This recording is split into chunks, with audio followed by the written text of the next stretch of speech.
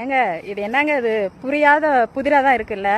நான் பார்த்த வரைக்குமே சரி, எனக்கு தெரிஞ்ச வரைக்கும் சரி, வாழ்க்கை துணை அப்படின்ற அந்த பந்தத்தில், அதாவது திருமண பந்தத்தில் பொண்ணு சரியா இருந்தா ஆண் சரியா இருக்கிறது இல்ல, ஆண் சரியா இருந்தா அந்த ஆணுக்கு ஏற்ற சரியான பொண்ணு கிடைக்கிறது இல்ல, பொண்ணு சரியில்லாமல் போயிடுது. ஆக்சுவலாக அவங்களுக்கு புரிய மாட்டேங்குது.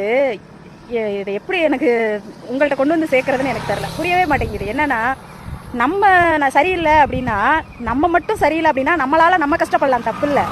நம்மளால நம்ம கூட இருக்கவங்களையும் அது பாதிக்குதே. நம்ம வாழ்க்கை மட்டும் போகல, நம்ம கூட இருக்கிறவங்க வாழ்க்கை, அவங்க எதிர்காலமும் இதுல பாதிக்கப்படுது. அதுவும் குழந்தைன்னு பிறந்துட்டா அவங்க எதிர்காலமும் இதுல பாதிக்கப்படுது. ஆனா எதை பத்தியுமே புரிஞ்சுக்க மாட்டாங்க. நான் ஆணையும் பெண்ணையும் சேர்த்து தான் சொல்றேன், ரெண்டு பேரையுமே தான் சொல்றேன், சமநிலையா தான் பேசுறேன், யாரையும் குறிப்பிட்டு பேசல. புரியுதுங்களா? தயவு செய்து உங்களால ஒழுங்கா இருக்க முடியும். என் கணவனுக்கு பிடிச்ச மாதிரி நான் இருப்பேன், என் மனைவிக்கு பிடிச்ச மாதிரி நான் இருப்பேன். அதாவது கோர்ட்லயே சொல்றாங்க, நீங்க சுதந்திரமா இருக்கணும் அப்படின்னா கல்யாணம் பண்ணாதீங்க. அப்ப சுதந்திரமா உங்களுக்கு இருக்கணும்னு உங்களுக்கு தோணுச்சுன்னா கல்யாணம் பண்ணாதீங்க. திருமண பந்தத்துக்குள்ள வந்துட்டா அதுதான்ப்பா அப்படின்னு சொல்லி கோர்ட்லயே சொல்லிட்டாங்க. ஸோ புரியுதா? அதுக்காக சுதந்திரத்தை யாரும் பறிக்கிறோம் அப்படின்றது கிடையாது.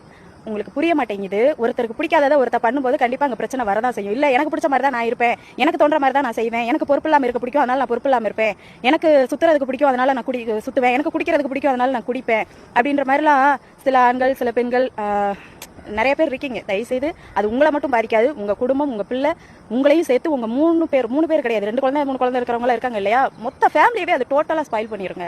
ஏதோ எனக்கு தெரிஞ்சது, என்னால முடிஞ்சது நான் சொல்றேன். தயவுசெய்து எல்லாத்துக்கும் ஷேர் பண்ணுங்க. முடிஞ்ச அளவு ஒருத்தருக்கு ஒருத்தர் அனுசரணை அப்படிங்கிறத விட, அவங்களுக்கு பிடிக்காத நான் செய்ய மாட்டேப்பா, எனக்கு என் பொண்டாட்டி இல்லாம நான் இல்லப்பா அப்படின்னு புருஷனும், என் புருஷன் இல்லாம நான் இல்லப்பா அப்படின்னு பொண்டாட்டியும் சேர்ந்து வாழ முடியும் அப்படின்னா திருமண பந்தத்துக்குள்ள போங்க. இல்லையா போகாதீங்க, ஜாலியா இருங்க, ஃப்ரீயா இருங்க. உங்களை யாரும் வந்து கேட்க போறது இல்லை. அந்த பந்தத்துக்குள்ள போகும்போது தான் அது ஒரு ஆணையோ ஒரு பெண்ணையோ பாதிக்குது இல்லையா? பை.